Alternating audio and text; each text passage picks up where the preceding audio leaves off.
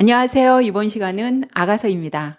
아가서의 히브리어 제목은 쉬르, 하쉬림으로 노래 중에 최고의 노래라는 뜻이며 영어 성경은 Song of Songs, 우리말 성경 제목 역시 아름다운 노래라는 뜻의 아가입니다.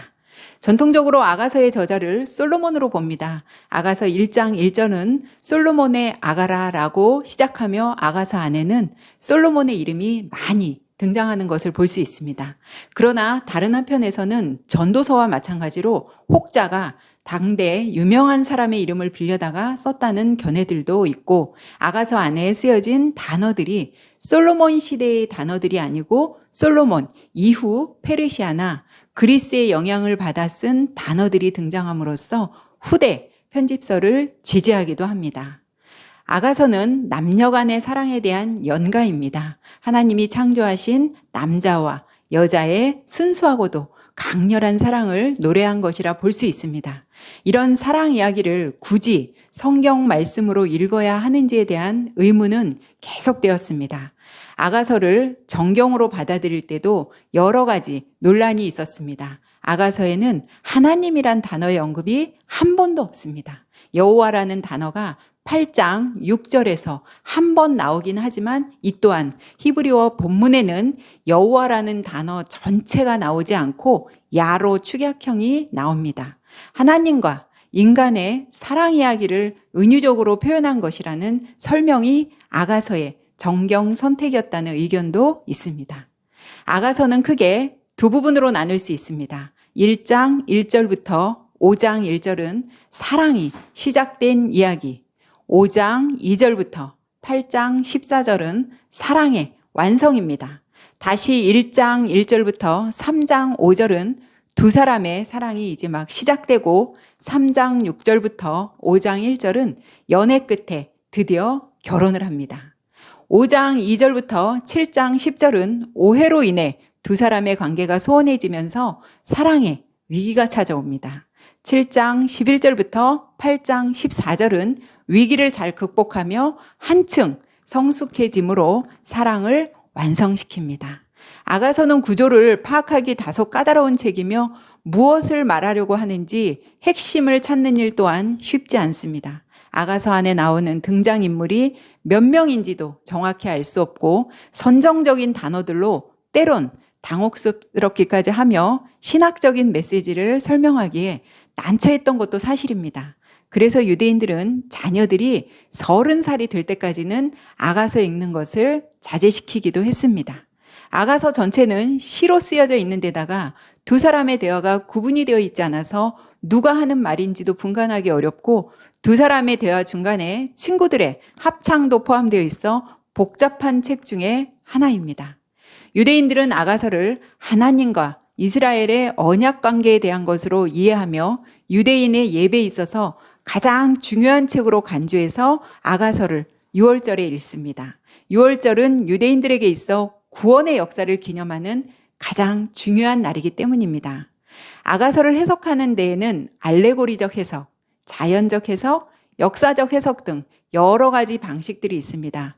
솔로몬과 술람미 여인을 하나님과 인간의 유비적 관계로 해석하는 방법을 알레고리적 해석이라고 봤을 때 대략 내용을 이렇게 요약할 수 있습니다. 술람미 여인은 에브라임 지역 산골짜기에서 포도원 소장농의 딸로서 늘 밖에서 햇볕을 쬐가며 일을 하기 때문에 피부는 거무스레하고 볼품이 없습니다. 그런데 어느 날 솔로몬이 그곳을 지나가다가 술람미 여인을 보고 첫눈에 반합니다. 두 사람은 뜨겁게 사랑을 나눕니다. 계절이 바뀌자 솔로몬이 술람미 여인이 보고 싶어 다시 찾아옵니다. 그리고 술람미 여인에게 함께 가자며 재촉합니다. 두 사람의 사랑이 너무 깊어 이제는 헤어지기 싫은 사이가 돼버렸습니다. 점점 깊어져가는 사랑으로 이제는 도저히 떨어져 있을 수 없습니다. 그래서 늘 함께하고 싶어 결혼을 하게 됩니다. 두 사람은 서로를 바라보며 형언할 수 없는 말로 경탄합니다. 머리끝부터 발끝까지 적나라하게 표현을 아끼지 않고 칭찬합니다. 그런데 결혼 후 두 사람은 작은 오해로 인해 서로 소원해집니다. 하지만 노력 끝에 둘의 관계는 회복되고 사랑은 점점 더 깊어갑니다. 전혀 어울리지 않는 신분의 두 사람이 사랑을 시작했고 그 사랑은 점점 성숙해졌으며 결국 절정에 달했다는 이야기로 그려볼 수 있습니다. 하나님과의 인간의 사랑을 은유적으로 표현한 것이라고 한다면 위의 내용으로 볼 때 틀린 말도 아닙니다. 지극히 높으신 하나님을 솔로몬 왕으로, 아무 볼품없는 술람 여인을 우리 인간으로 봤을 때 말입니다. 이것이 바로 하나님이 우리를 대하시는 방법임을 은유적으로 보여주고 있다는 해석입니다. 두 번째로 자연적 해석은 말 그대로 남녀 간의 성적인 사랑으로 보는 것입니다. 성은 하나님이 인간에게 주신 최고의 선물로서 그 성의 아름다움을 예찬한 시로 읽어야 한다는 주장입니다. 세 번째는 역사적 해석인데 역사적 해석은 아가서가 솔로몬의 생애에서 실제로 일어났던 한 사건으로 보는 것입니다. 솔로몬의 처첩이 1000명이었듯 결국 인생 말년에 산골짜기에 있는 거무스레한 건강미 넘치는 여인이 마음에 들어 사랑에 빠졌고 그 여인에게 자신의 마음을 표현한 것이 아가서의 내용이라는 것입니다. 신분의 격차가 있음에도 솔로몬과 술람미 여인은 결혼을 했고 사랑을 완성시켰습니다.